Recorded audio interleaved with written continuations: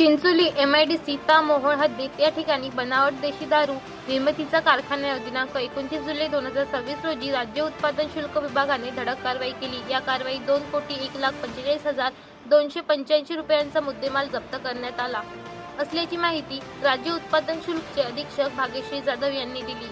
राज्य उत्पादन शुल्क आयुक्त डॉक्टर राजेश देशमुख, जिल्हाधिकारी एस कार्तिकेयन यांनी आखलेल्या विविध विभागांच्या समन्वय अंतर्गत राज्य उत्पादन शुल्कसह आयुक्त प्रसाद सुर्वे, विभागीय उपायुक्त सागर धोमकर निर्देशानुसार व राज्य उत्पादन शुल्कचे अधीक्षक भाग्यश्री जाधव, उपअधीक्षक सौरभ अधाटे यांच्या मार्गदर्शनाखाली सदर कारवाई करण्यात आली।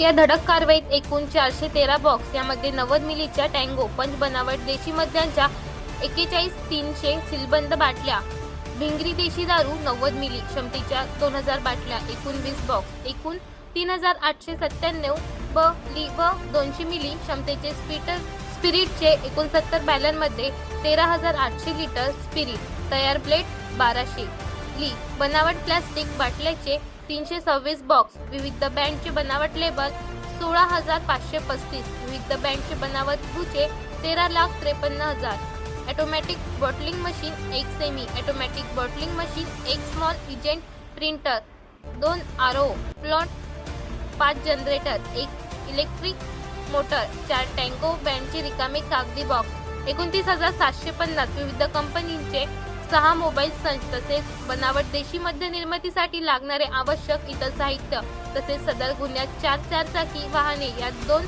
पिकअप व 2 कारचा समावेश असून 3 दुचाकी वाहने अशी एकूण 7 वाहने असा मुद्देमाल जप्त करण्यात आला असून महाराष्ट्र दारूबंदी कायद्याअंतर्गत गुन्हा नोंद करण्यात आला आहे। तसेच 5 आरोपींना अटक करण्यात आली असून 2,04,45,285 रुपये किमतीचा मुद्देमाल जप्त करण्यात आला आहे। सदर बनावट देशी मद्य निर्मितीमुळे 70,40,587 एवढ्या शासकीय महसुलाची हानी झाली आहे। सदर कारवाईसाठी एमआयडीसी मधील भाडे तत्वावर घेण्यात आलेल्या गोडाऊनचा वापर करण्यात आला असून जागा मालक यांना देखील सह आरोपी करण्यात आले आहे। राज्य उत्पादन शुल्क सोलापूर विभागाची आजपर्यंत सर्वात मोठी कारवाई आहे। सदर बनावट मद्यांचा पुरवठा सोलापूरसह शेजारी जिल्ह्यात बीड, लातूर, धाराशिव करण्यात येत होता।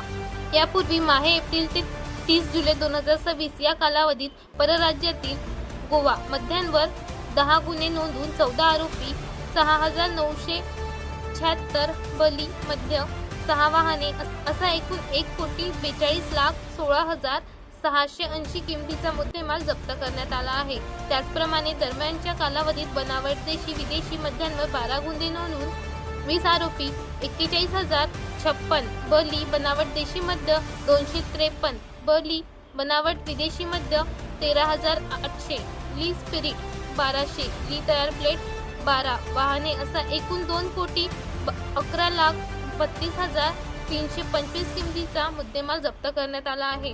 सदर कारवाई राज्य उत्पादक शुल्क विभागाचे निरीक्षक जे.एन. पाटील, ए.व्ही.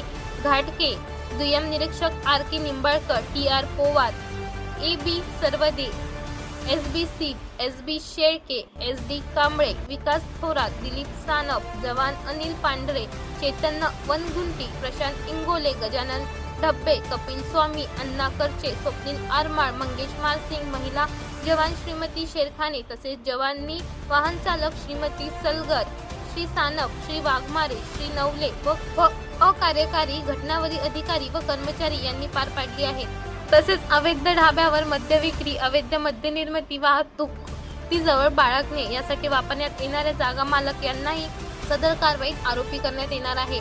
मिथेनॉल युक्त बनावट दारूमुळे पुणे येथील दुर्घटनेत लोकांचे दुर्दैवी मृत्यू झाले आहे, तरी सदर प्रकारच्या विषारी दारूमुळे किडनी निकामी होणे, कायमस्वरूपीचा अंधत्व येणे व अकाली मृत्यू असे गंभीर दुष्परिणाम संभवतात। नागरिकांनी अशा कुठल्याही अभिशांना बळी न पडल्याचे आवाहन राज्य उत्पादक शुल्क विभागाकडून करण्यात आले आहे।